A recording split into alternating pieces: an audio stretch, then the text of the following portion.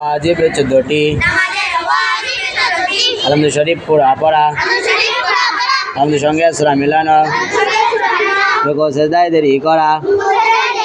রুকু হইতে সোজা হয়া খাড়া হয়া দেরি করা দুই সিজদার মাঝখানে সোজা হয়া বসিয়া দেরি করা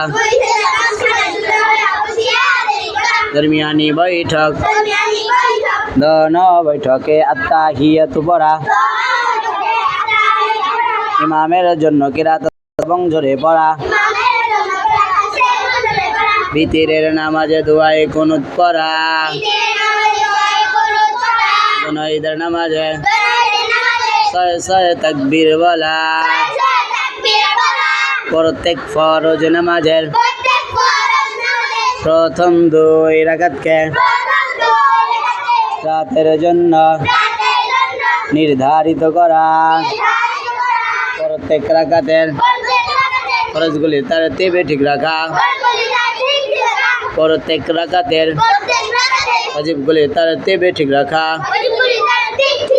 আসসালামু আলাইকুম বলিয়া নামাজ শেষ করা।